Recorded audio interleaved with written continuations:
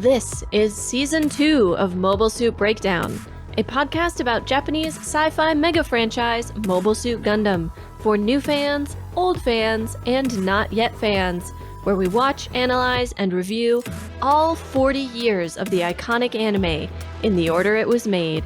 We research its influences, examine its themes, and discuss how each piece of the Gundam canon fits within the changing context in Japan and the world, from 1979 to today.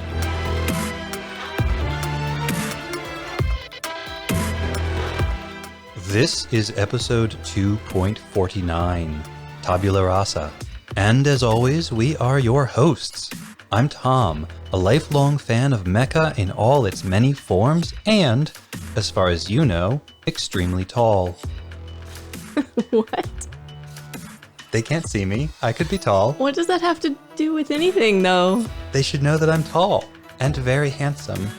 I'll give you that one. And I'm Nina, new to Zeta, and sometimes I wish I were worse at predictions. Wah, wah, wah, wah. Mobile Suit Breakdown is made possible by the support of 319 patrons and subscribers. Thank you all, and special thanks go out to our newest supporters, Ziphias Z, Austin B, and Calder.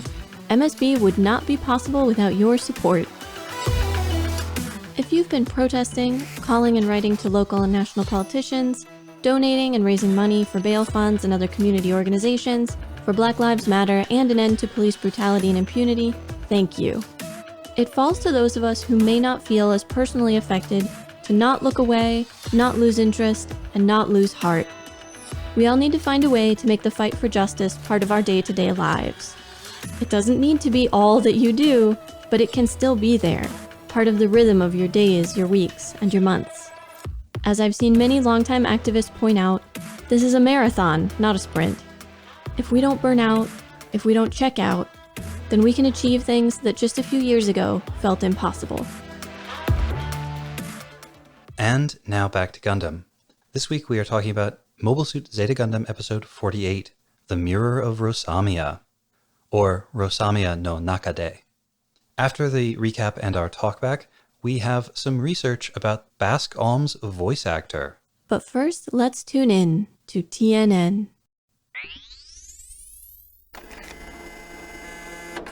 Okay, Lieutenant Commander, are you ready to begin? Oh yes, I feel fabulous. I can't wait to get back to deciding the news. Glad to hear it, but let's not get ahead of ourselves. We still have lots of tests to run before we can be sure that you're ready for active duty newscasting. Let's start with an easy one, okay? Reports from the Gate of Zidane space region indicate that His Excellency Jamatov Hyman was killed during an off-the-books negotiation with Haman Karn, and in the ensuing battle, Titan's forces, led by Paptimus Sirocco, were soundly defeated by Ayug and Axis Zeon, taking significant losses and retreating in disarray. During the fighting, the Zeon battleship Guadon was destroyed. Don't softball me, Lieutenant. I could spin a story like that in my sleep. Watch a pro at work. Zeon's mighty Guadon is in flames tonight as our heroic Titans pilots celebrate another triumph on the road to inevitable victory. As Ayug and Axis fled the battlefield, Titan's senior leadership convened for a previously scheduled team-building retreat. His Excellency Jamatov Hyman announced that, in light of the imminent defeat of the Ayug and Axis Zeon threats, and in order to cultivate the next generation of Titan's leaders, he would be stepping down from his position as Chief Tyrannical Officer in order to spend more time with Her Excellency, Madame Hyman. Stay tuned to TNN for all the latest news about the search for his replacement. Well done, well done. Just a second, I gotta queue up the next one. Subject's vitals are stable. The spikes in stress response brought on by mentions of the Gate of Zidane that we observed in prior testing sessions seem to have been resolved. Okay, here's the next prompt, Lieutenant Commander. The Ayug Broadcasting Channel has just released a bombshell investigative report alleging serious ethical breaches at multiple Titans new type labs operating covertly as schools for unusually sensitive orphans. The ABC expose describes the children enrolled in these facilities as more like unwilling subjects of mad science experiments than students. And it even includes some stolen documents from one facility in Australia, which seem to describe a procedure that turned a little girl into a bird. The schools receive substantial funding from the Tom Thompson Memorial Fund for Transformative Education, and there are well-substantiated allegations of grievous financial misconduct as well. Some in the mainstream media are raising questions about the innovative new educational methods pioneered by the schools for unusually sensitive orphans. A spokesperson for the Tom Thompson Memorial Fund explained that a spokesperson for Lieutenant Tom Thompson said that he always supported a diverse array of... Tom Thompson always... Lieutenant Commander, are you alright? What's going on? My head. It hurts. I need my medicine. Where's Tom? Where's my co-host? I need my co-host. Stay calm, Lieutenant Commander. Security? Security! You said it, Tom. They do deserve to suffer. But first, we need to read the news. We'll be right back after these messages. And now the recap for The Mirror of Rosamia.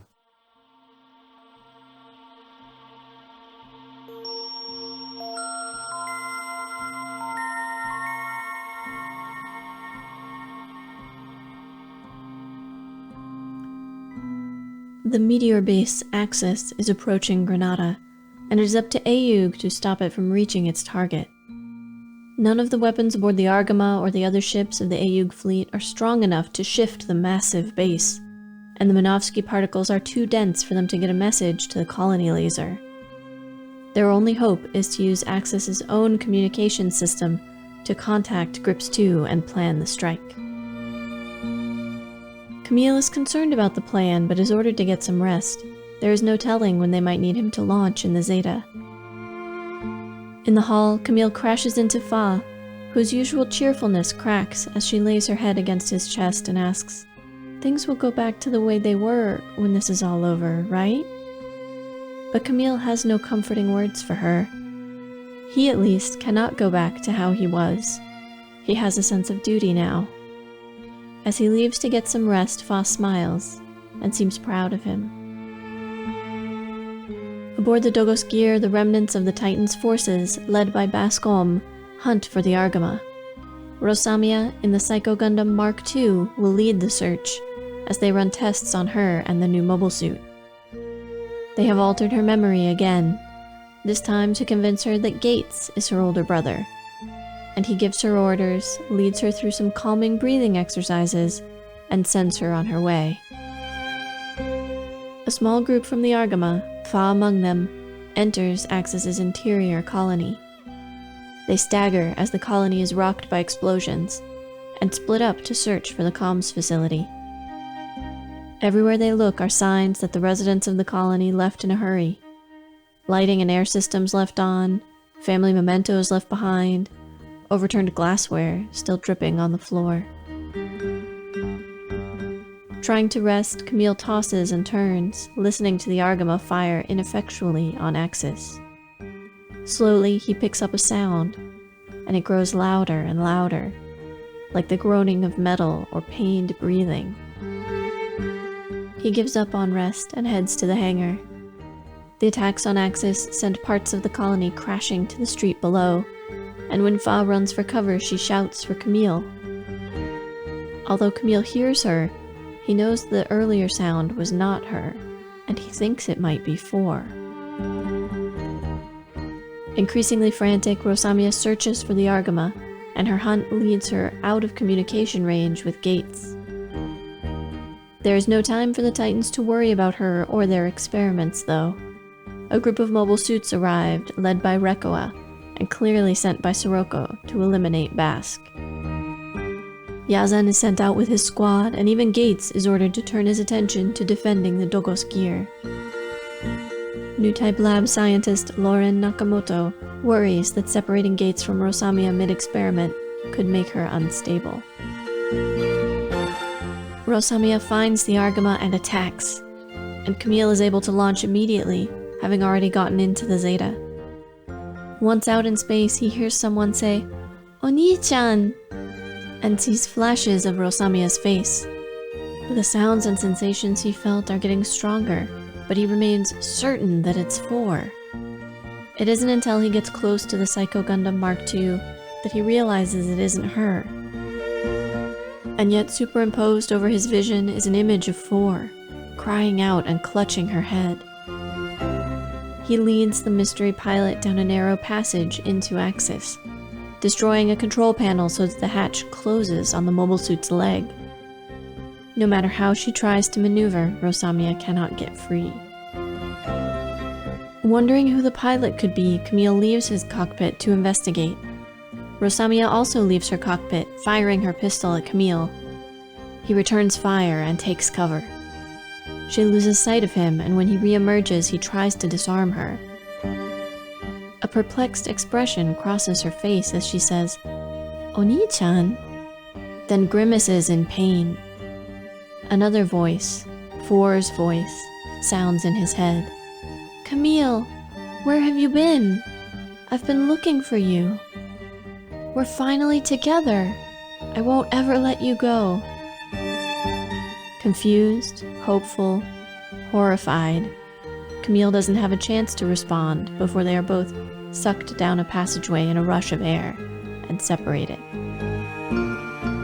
Rosamia winds up on the streets of the Axis colony, limping and disoriented.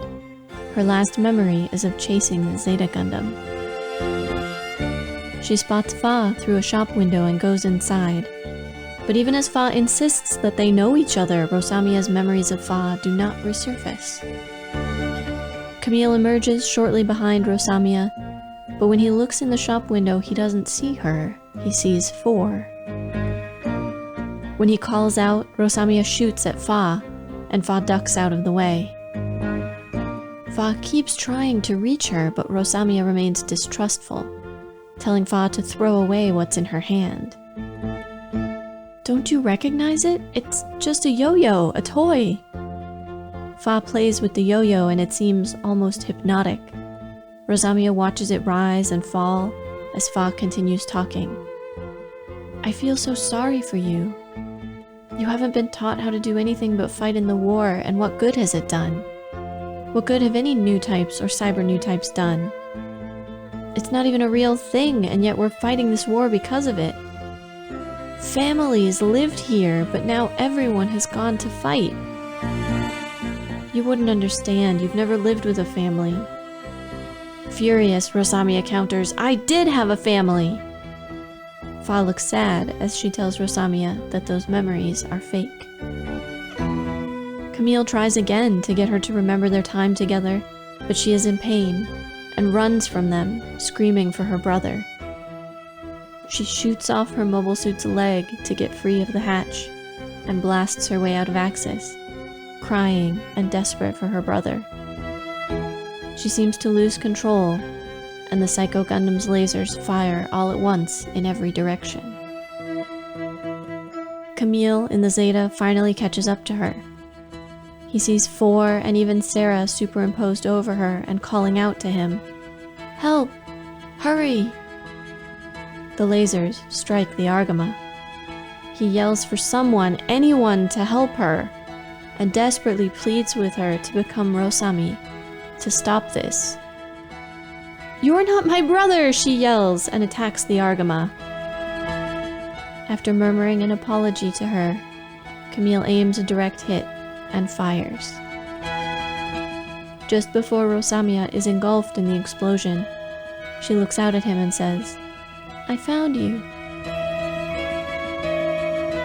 In another battle, Rekoa lands a direct hit on the bridge of the Dogos Gear, killing Basque and most of his officers. Yazan abandons Basque and his crew, presumably to join Sirocco. The communications team gets through, the colony laser fires, and the strike shifts Axis safely away from Granada. Back on the Argama, Fa and Camille look out at the debris. Bits of Rosamia's mobile suit drift by. Fa wonders if she was too hard on her. But Camille reassures her that she didn't say anything wrong. New types really can't make a difference. With an eerie smile, he turns to her and says, all he can do is kill people. Looking sad, Fa leaves him. Char walks up, thinking he will have to comfort a grief-stricken Camille. But Camille keeps smiling. He's not worrying about what happened, because if he did, he couldn't live with himself.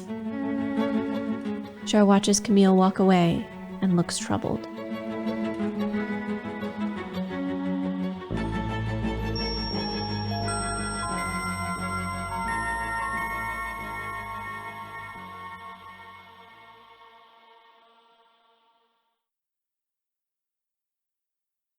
I think we should start with the central question of the episode. Which is? Why does Camille keep seeing 4 and sometimes Sarah when he looks at Rosamia? I can think of a couple of possibilities.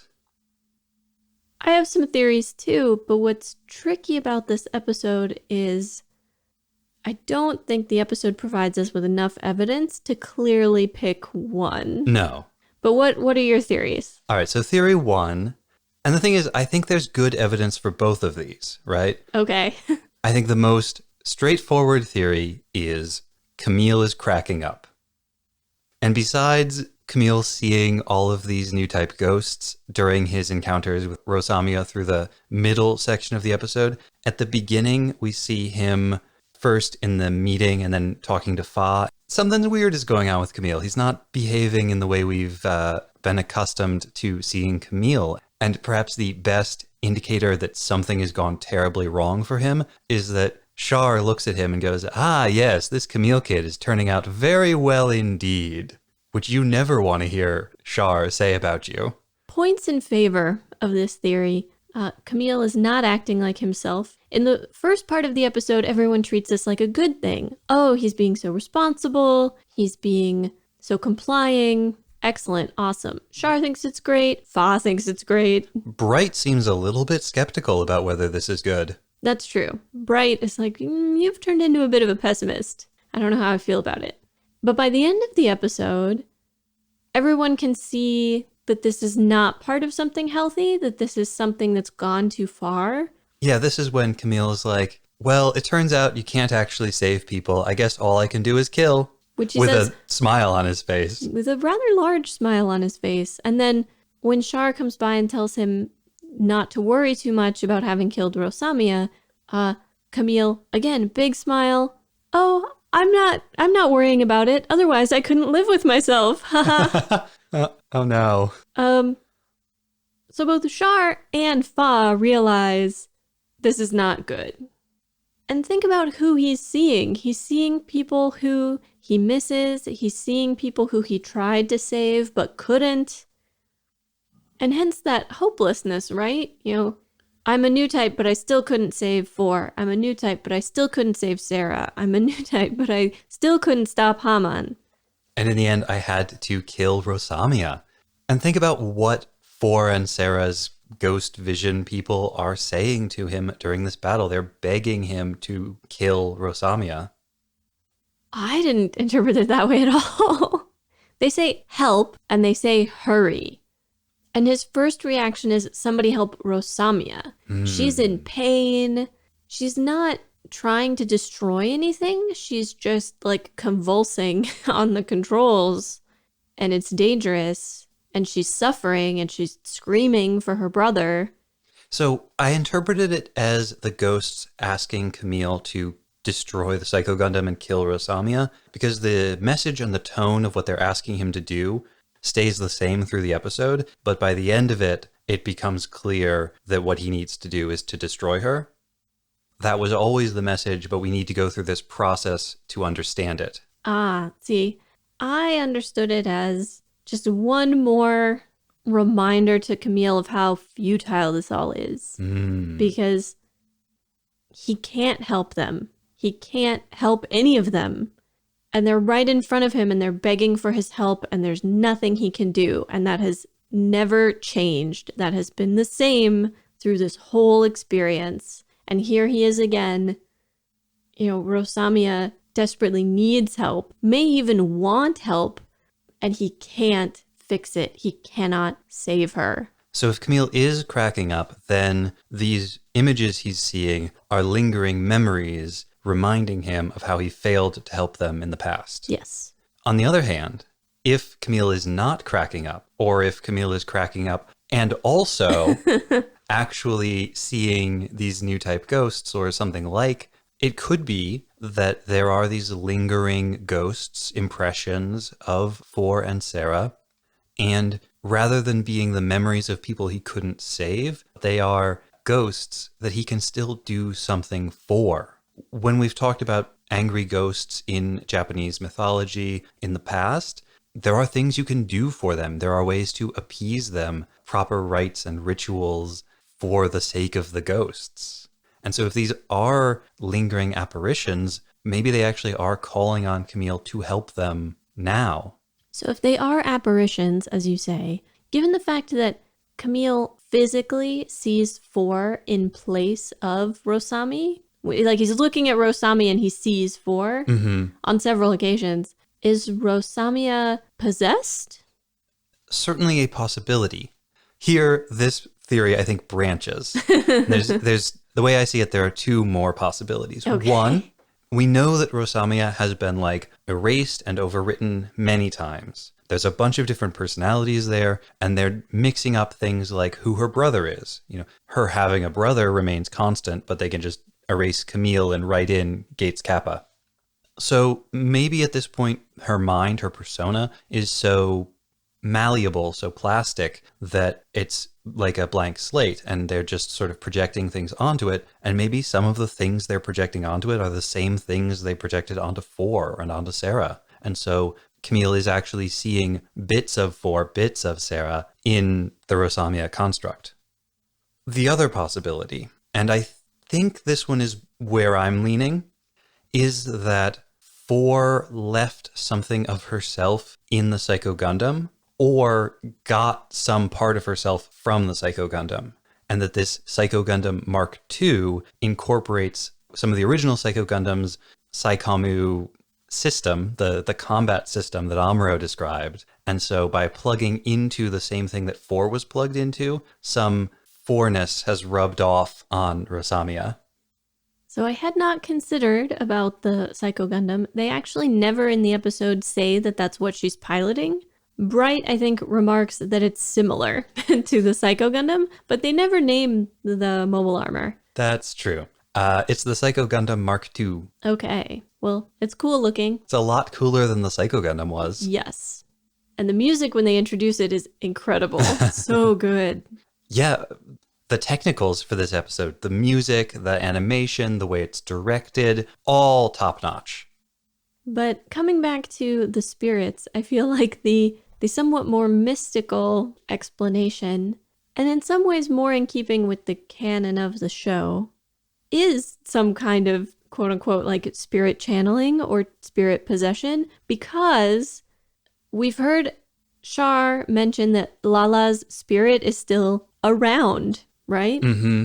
Some part of her persists out in space, and we've only heard of this happening with her, and the implication is that it's because she was such a strong new type. And just in the last episode, when Camille hears that voice right before he tries to kill Haman, the one that makes him hesitate and miss his opportunity, what is a mysterious voice talking to you from the void of space except like a spirit? He also acknowledges that he believes Four persists out in space, and that he will get to be with her in that way if he's a strong enough new type. And he also talked about the idea that Four might live inside him. And Rosamia, both because of her power and because of her blankness, might almost be like a conduit. Like, this is very much on the spirit possession side, but when there's that moment when Four, quote unquote, is speaking to him, "I've found you, we can finally be together, I'm never going to let you go." If her spirit's been wandering around in space and just like found this kind of vacant new typey vessel and was like, now I can be with Camille. I mean, that's very, we're getting very much into like ghosts and spirits and magic and whatnot. I mean, that's creepy, but also interesting. And I really want to watch that show. Also, just there are a lot of Japanese horror stories and myths that have to do with spirit possession. One of the stories in the tale of Genji that's also exists as a no play is about one of his forsaken lovers. She's so angry and jealous that he's forsaken her that when she's asleep, her spirit goes and attacks his wife. And she's not even conscious of it. She has nightmares and she wakes up exhausted and like doesn't know. She has some inkling, but she doesn't have control over the fact that her spirit is attacking this other woman every night. And I think eventually kills her is how that story ends, but I haven't read it in a long time.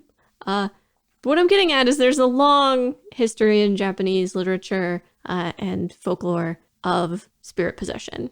Now, these different theories we've laid out are by no means mutually exclusive. The fact that Camille is not just getting a four-like impression or seeing a four specter, but actually looking at Rosamia and seeing four like he does in the confrontation in the toy store, which is probably the most important scene in the whole episode. Mm-hmm. Camille is clearly losing touch with physical reality.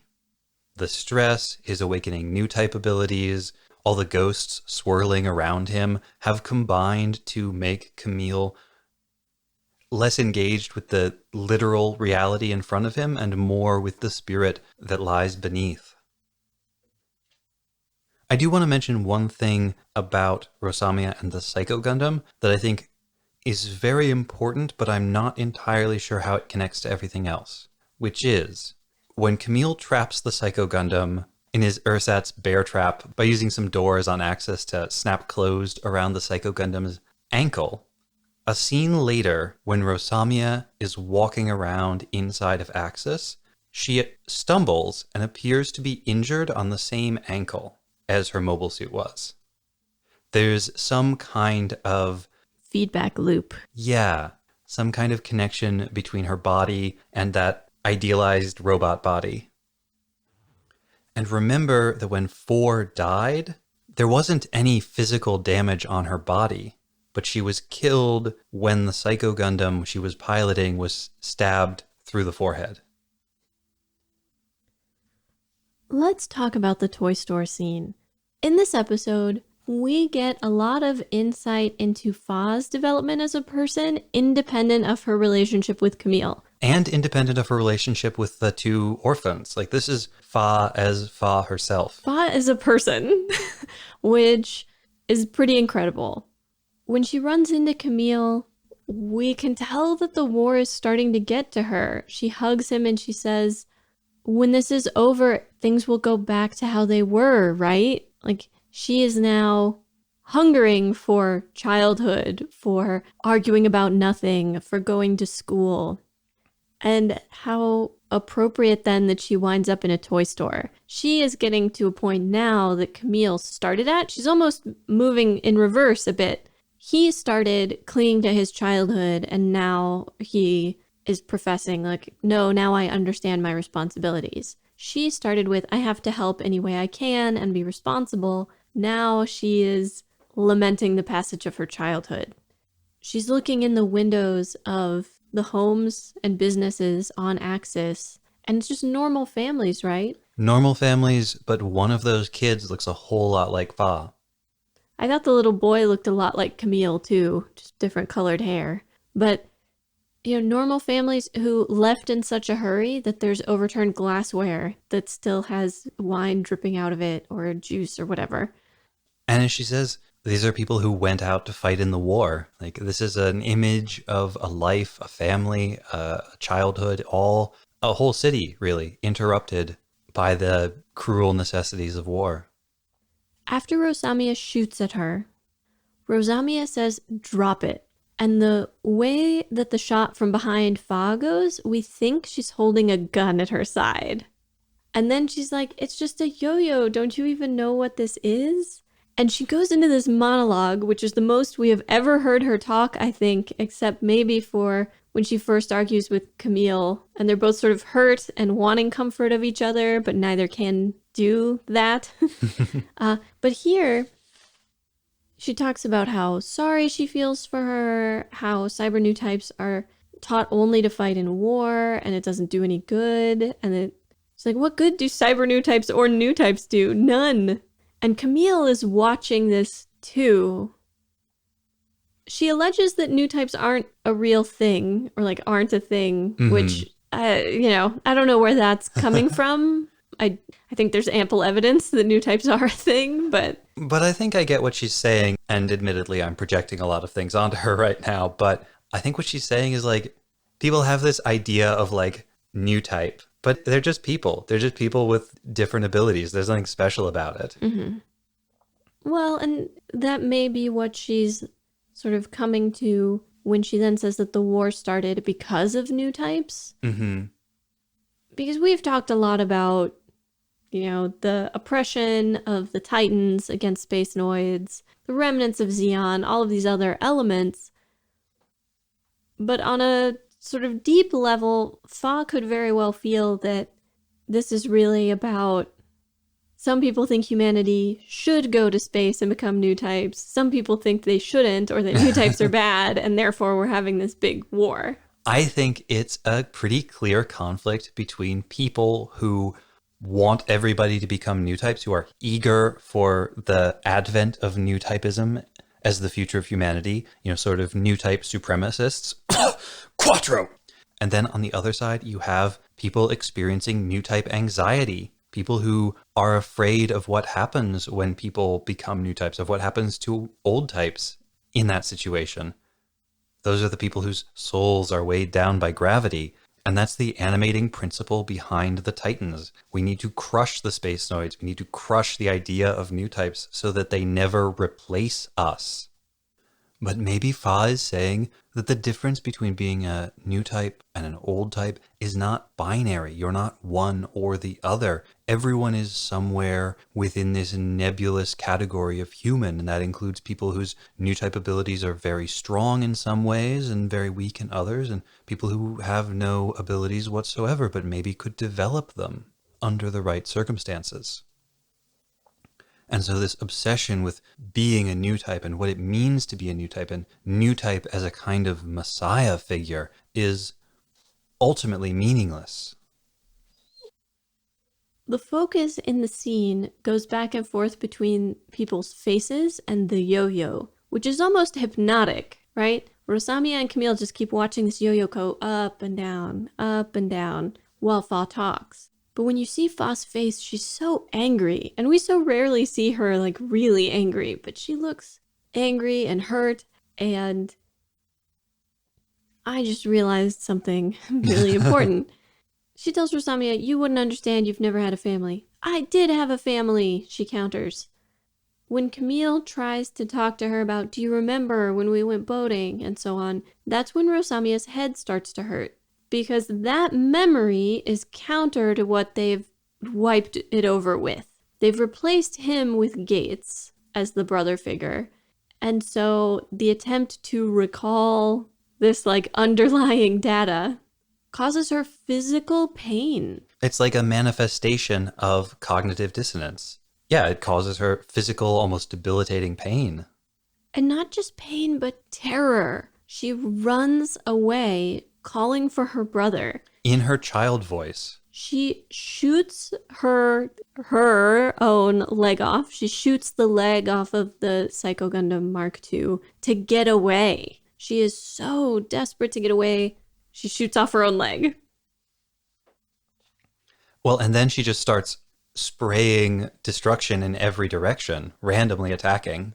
She's like desperate for her brother. She keeps calling out. He grabs hold of her and he asks her to become Rosami. And then, of course, after he shoots and she gets launched clear of the mobile suit, that's when she looks at him and says, I found you, before the explosion kills her. So she, like many of the new type women, dies with a smile on her face. The other bit of character development that we see for Fa in this episode is at the end when Camille says, I guess I'm only good for killing folks. She just says his name and looks at him sadly and walks away. And I feel like previous versions of Fa at other times in her life would have argued with him, would have told him that's not true, or would have scolded him, would have told him he was being self-centered and morose. But she is not willing, perhaps, to do that emotional work for him anymore. I think she recognizes that Camille is not in a right state right now. There's no point in trying to talk him out of it when it's so clear that this is the product of a lot of pain, really just overwhelming Camille. I wish they had had that conversation somewhere else rather than just in the halls of the Argama, because Fa's energy leaving is powerful Mirai goodbye from First Gundam. I just want her to like float away toward the camera as Camille dwindles in the background. But apparently it's highly essential that we see the broken bits of the Psycho Gundam floating by in the window. You know who else floated away? Yazan! He briefly appears. Bask is like, send out Yazan's team. Yazan sees the Dogos gear get blown up and is like, all right, I'm out. Yeah, he does not say a word. No. His voice actor was clearly not there this week. I assume he's going to join Sirocco? I'm confused as to why he was with Bask in the first place, since it seemed like Yazan had signed on with Sirocco a while back. But he may have stayed with the Dogos gear when the Dogos gear sort of shifted commands. I think he was on the Alexandria for a while. Here's a question for you. Was Yazan there at Sirocco's request? I don't know. Honestly, I think they've probably lost track of what they meant for various people to be doing. They've probably lost track of all of Sirocco's plots. Let's just assume that everything is a Sirocco plot now. Rekoa shooting directly into the bridge of the Dogos gear is big vengeance energy. Bye, Bask. Remember that time you punched me in the face? I do. Kerblamo. Remember that time you made me kill all those civilians? Ugh. I can hear the quotation marks around made. Well, good, because they were there. I assume Gates is also dead. I don't think we see him die, but he's probably gone. And he's in a lot of pain when Rosamia dies because of their connection. Yeah, he felt sort of pointless to introduce. Yeah. They just needed some other new type for Rosamia to connect to, and so Someone for her to imprint on other than Camille. Yeah, when you think about Gates and a lot of these other characters, Zeta is pretty repetitive, isn't it? We get a lot of characters who kind of act the same and kind of fulfill the same roles in the story and kind of do the same jobs as each other. They could easily have been condensed into a single character. Also, this is what, the 4th time that Granada has been imperiled? 5th, maybe? And the Argama has raced to its defense? Yes, because apparently they don't have their own defenses. I do like, however, that this episode has a kind of race against time feel. Like, yeah, the Titans are there messing things up and making things interesting, but the real threat is Axis, and the real action of the episode is about trying to divert this asteroid before it strikes the moon. Unfortunately, a lot of the rest of my thoughts are sort of little unconnected tidbits about the episode, but when they first introduced Rosamia and Gates in this episode, it's very clear that a lot of care is being taken to manage Rosamia in her sort of fragile and volatile state, in addition to sort of imprinting her on Gates so that the person handling her is somebody she trusts implicitly. Gates is leading her through breathing exercises. All right, we're going to manage that anxiety. Take 2 deep breaths. All right, you've got this. Now go destroy the Zeta. I was very proud of myself for recognizing a jujitsu technique in this episode.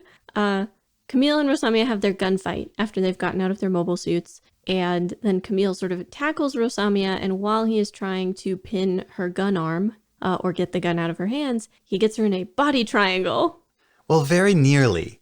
He doesn't quite quite lock it up, which I think is why when they get caught in the blast of air from the airlock, they get separated. If Camille had good technique and he had actually locked up that body triangle, they would still be together. This is basically when you wrap your legs around someone's midsection and you hook one of your ankles behind the other knee. If you do it properly, it's very strong and very difficult to get out of and makes it hard for the other person to like move or breathe. Also, You pointed out a very good point to me. Most of the techniques you would use to control someone you had tackled in this way, if you were in regular gravity, if you were in a regular situation, involve pinning that person to the floor. But in 0G, you can't pin someone to the floor. So this is the next best way to try and control someone's movement. The body triangle is actually a great way to control somebody who is on top of you, if you can manage to pull it off. One of the problems of it is that against a larger person, it's very difficult to get your legs into the right position. Luckily, Rosamia is like... tiny. Size 0.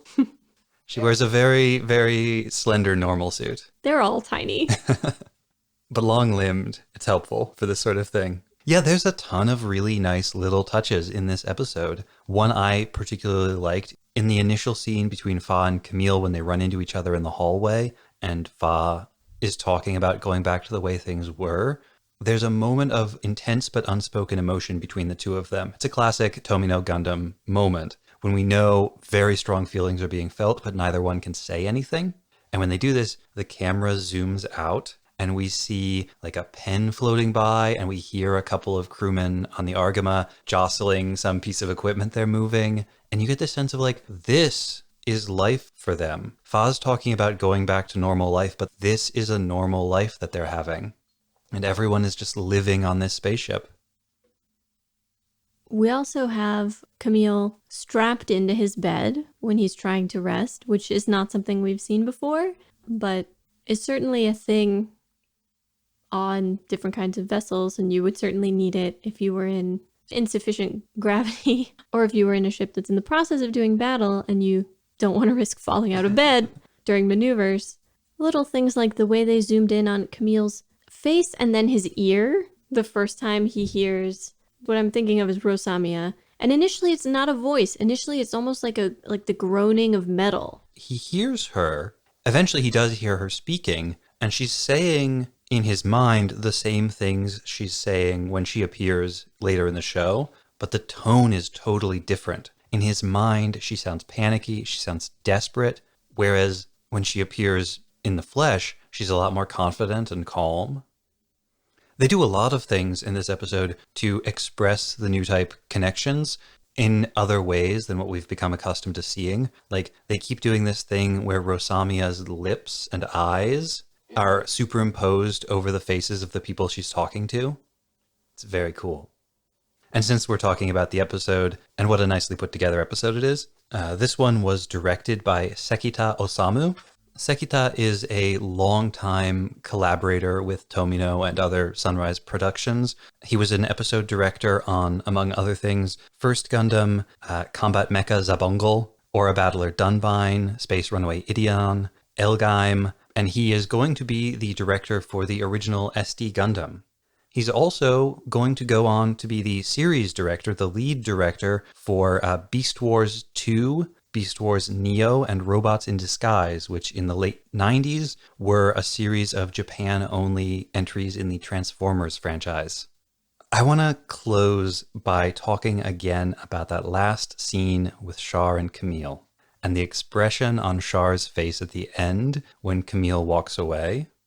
I think Char, on some level, inside where it counts, really hates what he's done to Camille.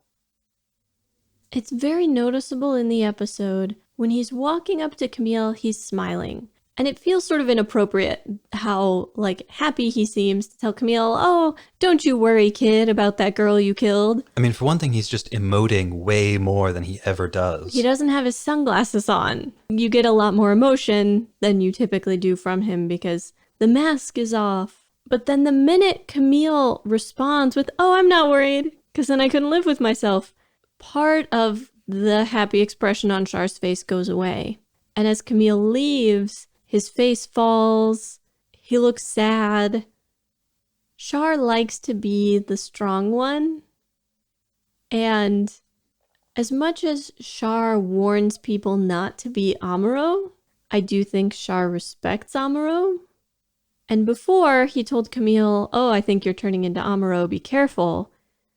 But now he's seeing a Camille who is broken, perhaps, who has lost a lot of what Char liked about him, even if he was constantly telling Camille to change.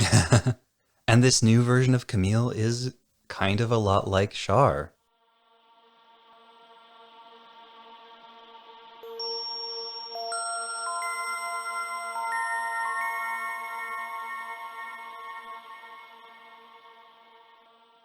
And now, the research on Basque Om's voice actor. We wave goodbye to Basque Om with about as much regret as Rekoa displayed when she vaporized him and the bridge he flew in on. See ya, wouldn't want to be ya. As for new type researcher Lauren Nakamoto and the rest of the bridge crew on the Dogos gear, well, such are the perils of signing on with a group like the Titans. But while we do not mourn for Captain Basque, we still have to admire how Zeta's creative team elegantly personified the attitude of the whole Titans organization through its leader. His influence on the spirit of the Titans was far greater than that of its nominal leader, that detached aristocrat Jamatov Hyman. A giant of a man, one source lists Basque's height as 6'8", or 203 centimeters, and built like a prizefighter gone to seed. Basque is all power, no subtlety. Basque disciplined and punished his own subordinates with the same callous brutality that his officers deployed against restive civilians. The tone comes from the top, as they say. Much of the vitality in Basque comes from the resounding vocal performance delivered by veteran voice actor Gori Daisuke. He was born Nagahori Yoshio in the Koto ward of Tokyo in 1952. Today, Gundam fans outside of Japan might recognize Koto because that ward includes part of the island Odaiba in Tokyo Bay, including the Diver City shopping plaza where, in 2009, a life-sized statue of the original Gundam was erected, and where a statue of the Unicorn Gundam stands right now. But 7 years before Gori's birth, on March 9th and 10th, 1945, Koto was also the epicenter of the Allied firebombing of Tokyo. The first bombers dropped their payloads over Koto and the neighboring Chuo ward, creating a giant burning napalm X for the successive waves to target. All through the night, more than 200 B-29 bombers dropped 1,665 tons of bombs on Tokyo. Koto ward, along with much of the city, was obliterated.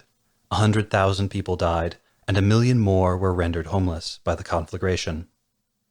It took 6 years to lay all the victims of the bombing raid to rest, and the reconstruction of Koto would not begin in earnest until the 1950s, continuing into the 1960s. So Gori grew up in the wreckage left by the war, and like the characters he would go on to play, he grew up big.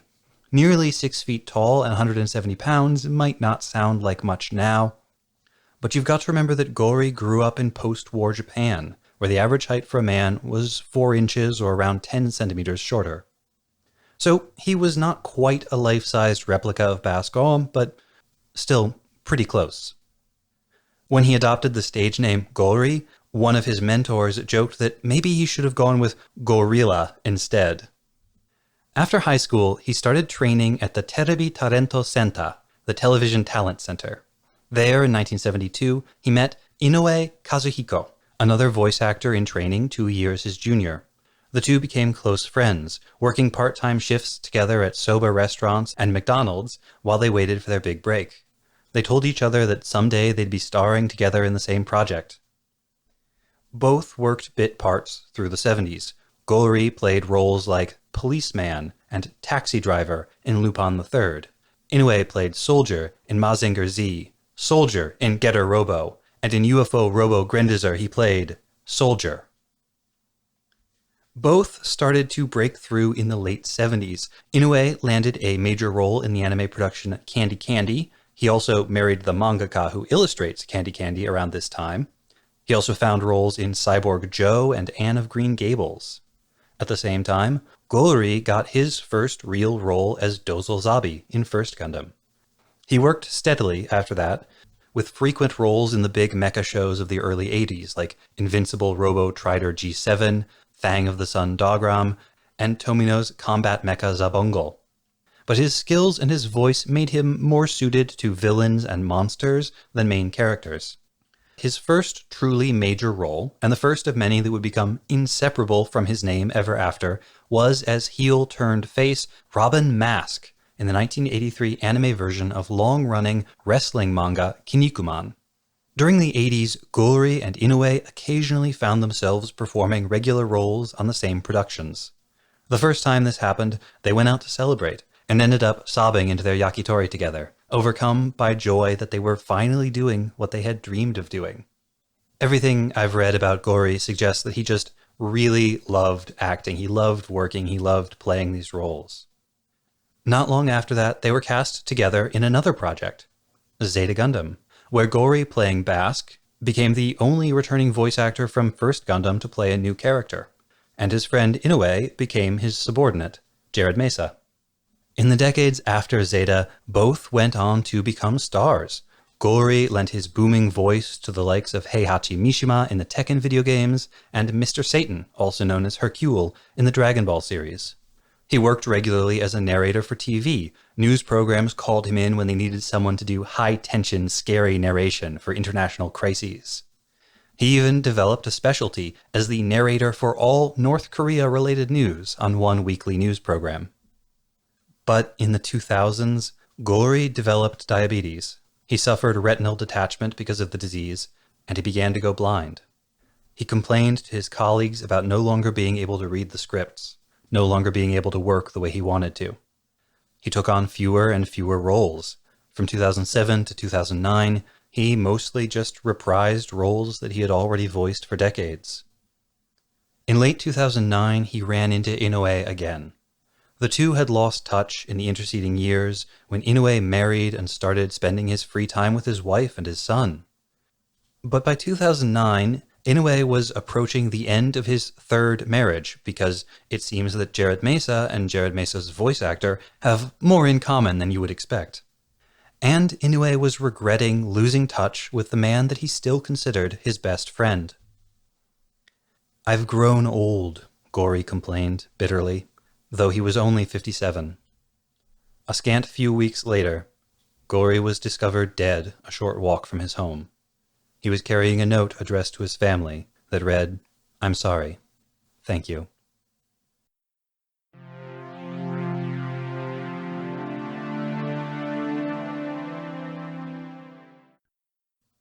Our discussions of Rosamia, our attempts to discern what, if anything, in her personality and expression is organically her, what is manufactured or constructed, and whether that ultimately makes any difference, reminded me of some passages from one of my favorite books, The Age of Innocence by Edith Wharton. It is, for the most part, a story about the social customs and mores of Gilded Age New York high society. The main character, Newland Archer, is a young man caught between two women and two potential lives. His fiancée and later wife, May, is ideal by the standards of their social circle. She conforms with the customs and expectations of their class, their community, and their families. Her cousin Ellen had an unusual upbringing, married in Europe, and returns to New York clouded in scandal after separating from her husband. She represents a break from routine and conformity, but being with her would seem to involve either completely cutting ties with his old life or living as so many of the peers he disdains do, with a wife and a mistress. The book is told from Newland's perspective, and he frequently ruminates on the ways in which May is a construction formed by the society they live in. And many of his thoughts feel as though they could be about Rosamia. Full of tenderness for her abysmal purity, he reviewed his friends' marriages, the supposedly happy ones, and saw none that answered even remotely to the passionate and tender comradeship which he pictured as his permanent relation with May Welland. He perceived that such a picture presupposed on her part the experience, the versatility, the freedom of judgment, which she had been carefully trained not to possess. The young girl who was the center of this elaborate system of mystification remained the more inscrutable for her very frankness and assurance. She was frank, poor darling, because she had nothing to conceal, assured because she knew of nothing to be on her guard against. He returned discouraged by the thought that all this frankness and innocence were only an artificial product. Untrained human nature is not frank and innocent. It was full of the twists and defenses of an instinctive guile. And he felt himself oppressed by this creation of factitious purity, so cunningly manufactured by a conspiracy of mothers and aunts and grandmothers and long-dead ancestresses, because it was supposed to be what he wanted. He goes on to wonder, would this shaping, this construction of innocence, actually fall away with experience? It would presently be his task to take the bandage from this young woman's eyes and bid her look forth on the world. But how many generations of the women who had gone to her making had descended bandaged to the family vault? What if, when he had bidden May Welland to open her eyes, they could only look out blankly at blankness? Eventually, they have known each other long enough and lived together long enough that he gives up any idea of trying to disengage her real self from the shape into which tradition and training had molded her. Rosamia and Four have experiences, but with the constant interference with their minds, never seem to be changed or shaped by them. In the interval, not a thought seemed to have passed behind her eyes or a feeling through her heart. And though her husband knew that she had the capacity for both, he marveled afresh at the way in which experience dropped away from her. So she had remained, so lacking in imagination, so incapable of growth, that the world of her youth had fallen into pieces and rebuilt itself without her ever being conscious of the change. This hard, bright blindness had kept her immediate horizon apparently unaltered. Even Camille's failed attempts to save her, and Four, and Sarah, find expression here when Newland thinks to himself, there was no use trying to emancipate a wife who had not the dimmest notion that she was not free. And he had long since discovered that May's only use of the liberty she supposed herself to possess would be to lay it on the altar of her wifely adoration. How many times does Camille try to save someone who doesn't want to be saved? Who doesn't feel in need of saving? How many of these women then die sacrificing themselves for some other ideal, be it the Titans, Sirocco, or even Camille's own sake? There is another layer in all this. Within the narrative of Zeta Gundam, cyber new types are created, modified, and manipulated in order to be ideal mobile suit pilots. But as a fictional character, Rosamia was already 100% a construction, a character mostly created by men in order to serve a function within the narrative, but also to be, as Tom succinctly put it, waifu bait. These young cyber new type women and girls, even when they fight for the other side, are designed to be desired. And that isn't simply a matter of visual design, it is their personalities too. Which is pretty dark when you think about it. We are supposed to be attracted by Four's anguish and volatility, Sarah's anger and devotion, Rosami's vulnerability and innocence. We are supposed to find their blankness tragic, but also appealing.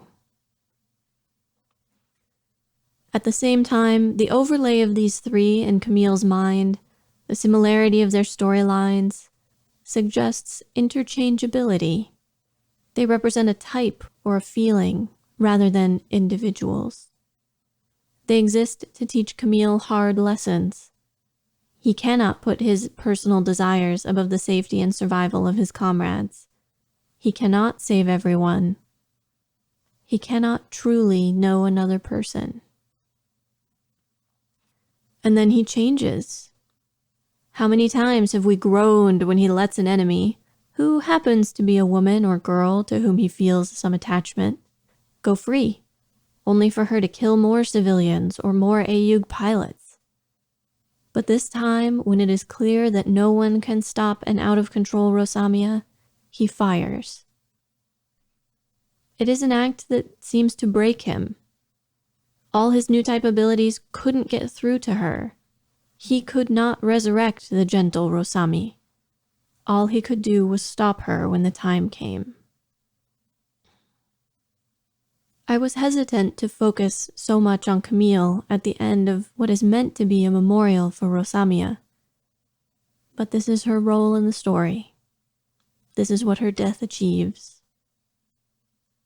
At the end of The Age of Innocence, Newland Archer reflects back on his life, and we can almost hear Camille thinking the same thoughts at the end of this episode.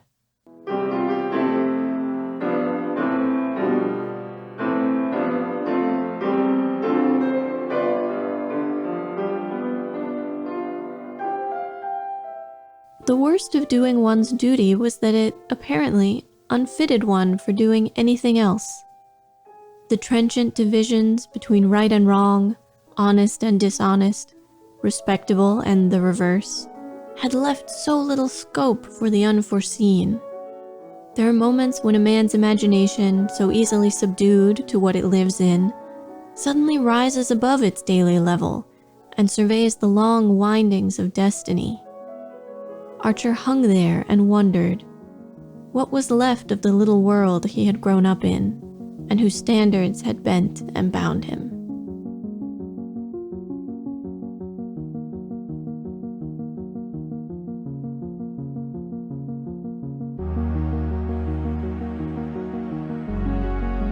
Next time on episode 2.50, Awakening, we cover Mobile Suit Zeta Gundam episode 49 and Thunderbolts and Lightning.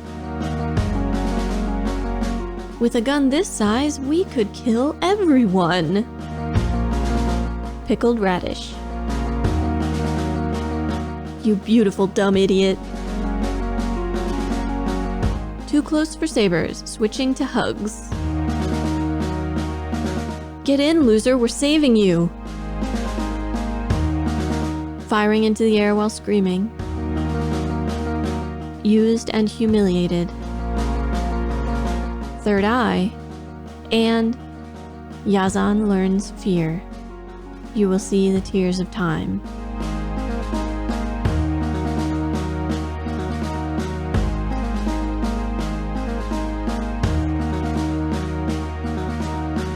Remember to do all of the podcast things. Subscribe and review Mobile Suit Breakdown wherever you get your podcasts. Then pledge your undying devotion to Mobile Suit Breakdown on Patreon, where you can find great bonus content, get access to the MSB Discord, get exclusive MSB merchandise, and, support the podcast. You can also follow @Gundam Podcast on Twitter and Instagram, and like us at facebook.com/Gundam Podcast for all kinds of extra content. And you should always check out our website, GundamPodcast.com, for all of our episodes, show notes, watch list, wish list, some other lists, and more. Plus, you can always email your questions, comments, and complaints to GundamPodcast@gmail.com. Or share your wrong Gundam opinion with the world by shouting, "I wish I had watched Zeta Gundam back in the 80s. It just doesn't feel relevant today," out your window at passersby. We might not hear you, but the world needs to know. Our wrong Gundam opinion this week comes from Ruby. Thank you, Ruby. The intro song is Wasp by Misha Dioxin, and the closing music is Long Way Home by Spinning Ratio. You can find links and more in the show notes. And thank you for listening.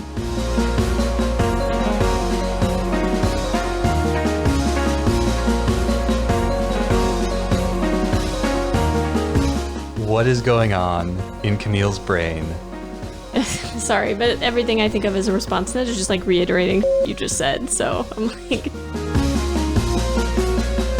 Are you going to mention that we have the memorial? We don't usually. Okay. It's a surprise when we do it.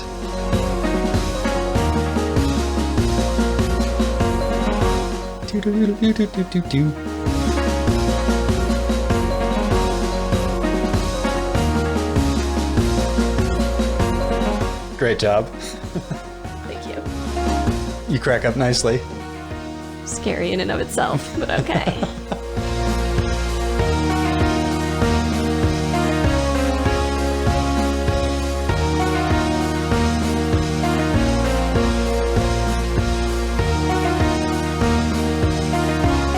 Yeah, I think it's like I think it's a condiment.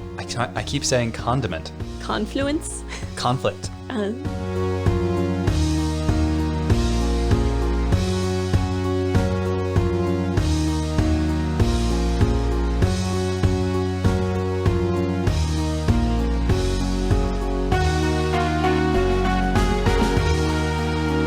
And Tomino's combat muckle.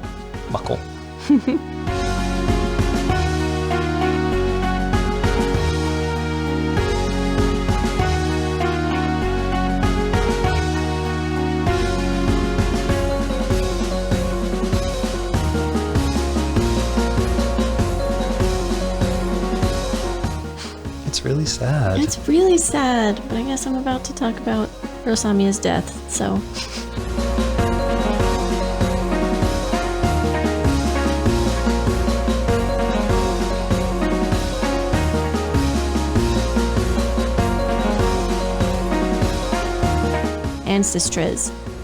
Ancestresses. God, that's a hard.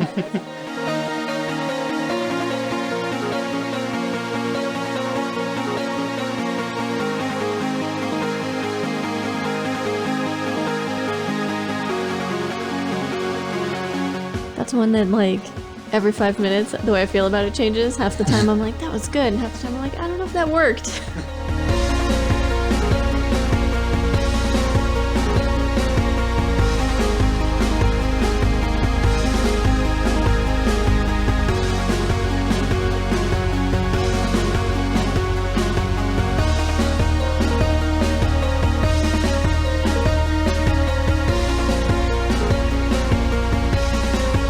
I think that's a good place to end it.